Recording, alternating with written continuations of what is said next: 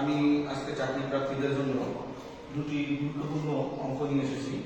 এই অঙ্ক দুটো অনেকবারই পরীক্ষায় এসেছে, তো আশা করব তোমরা মনোযোগ সহকারে দেখলেই অঙ্ক দুটো তোমাদের ক্লিয়ার হয়ে যাবে। তো প্রথম যে অঙ্কটা আছে, কোনো সংখ্যা 4 গুণের সাথে 1 যোগ করলে, কি বলছে? কোনো সংখ্যা 4 গুণের সাথে 1 যোগ করলে যোগফল ওই সংখ্যার 3 গুণ হতে 5 বেশি। কয় গুণ হতে 5 বেশি? 3 গুণ হতে 5 বেশি। তাহলে আবার আমরা রিপিট করতেছি, ভালো করে মনোযোগ সহকারে শোনো। কোনো সংখ্যা 4 গুণের সাথে 1 যোগ করলে, কত যোগ করলে? 1 যোগ করলে, কত গুণের সাথে?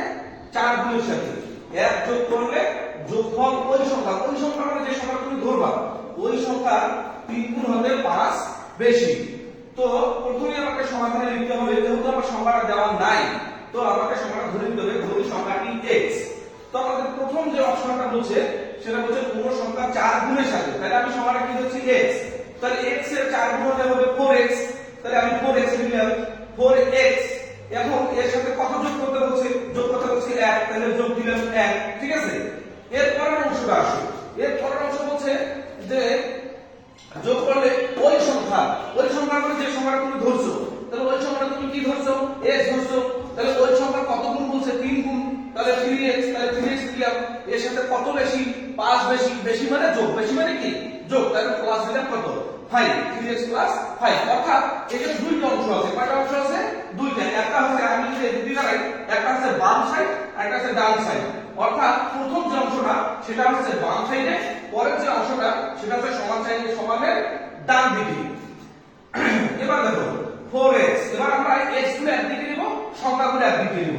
তাহলে 4x, এখানে আছে প্লাস 3x, এদিকে এসে হলো মাইনাস 3x, এখানে আছে প্লাস 5, আমি এখানে ঠিক রাখলাম, এখানে প্লাস 1 আছে, এদিকে হলো কি মাইনাস 1। তাহলে 4টা x থেকে যদি 3টা x বাদ দাও থাকবে একটা x, 5 থেকে যদি 1 বাদ দাও তাহলে হবে কত? 4। অর্থাৎ সংখ্যাটি এর সমান কত? 4। আশা করি তোমরা বুঝতে পেরেছো। এবারে 2 নম্বর অঙ্কটা আসো। 2 নম্বর অঙ্কটা আমি একটা উৎপাদক বিশ্লেষণ দিয়েছি। এর আগেও গতকালকে আবার একটা ভিডিওতে এরকম আমি একটা উৎপাদক বিশ্লেষণ দিয়েছিলাম। আশা করি তোমরা বুঝতে পারবে। তো অঙ্কটা হচ্ছে x² - 2ax a plus b into a minus b। তাহলে কি অঙ্কটা? x² - 2ax a plus b into a minus b। তো প্রথম আমার এই যে অংশটা আছে x² + 2ax, এটা আমি ঠিক রাখলাম, এটা আমি কোনো পরিবর্তন করি নাই। এরপর এখানে প্লাস আছে, প্লাস দিলাম। আচ্ছা, এটা একটা সূত্র হয়ে গেছে a plus b into a minus b। অর্থাৎ এটা সূত্র হয়ে গেছে a square minus b square। তো আমি a plus b into a minus b এর পরিবর্তে লিখলাম a square minus কি লিখছি? b square। আচ্ছা, এখন দেখো এই পর্যন্ত, অর্থাৎ এই পর্যন্ত একটা সূত্র হয়ে গেছে। আচ্ছা, কিভাবে সূত্র হলো? আমি সূত্রটা তোমাদেরকে ভেঙে দিতেছি। ধরো x minus a, অর্থাৎ x a মানে ধরি x, x এর উপর স্কয়ার মাইনাস সূত্রে 2 a মানে ধরি x, b মানে ধরি a প্লাস b মানে এর উপর কি দিলাম? স্কয়ার। আচ্ছা, এখন এটাকে যদি এই ফর্মে নিয়ে আসো তাহলে দেখো তো কি হয়?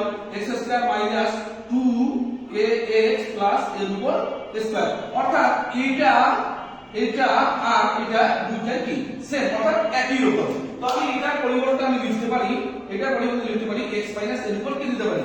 স্কয়ার। অর্থাৎ এটা সূত্র হয়ে গেছে a minus b whole square. কিসের সূত্র?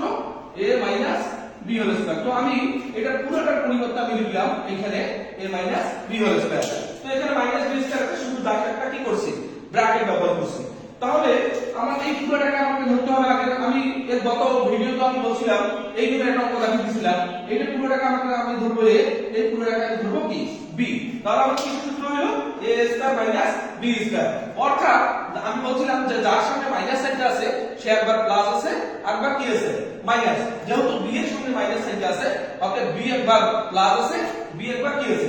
মাইনাস আছে। তো আমি এই a স্কয়ার মানে b স্কয়ার পরিবর্তে লিখতে পারি a plus b into a minus b। তো আমি লিখতে পারি x minus a plus b, x minus a minus b।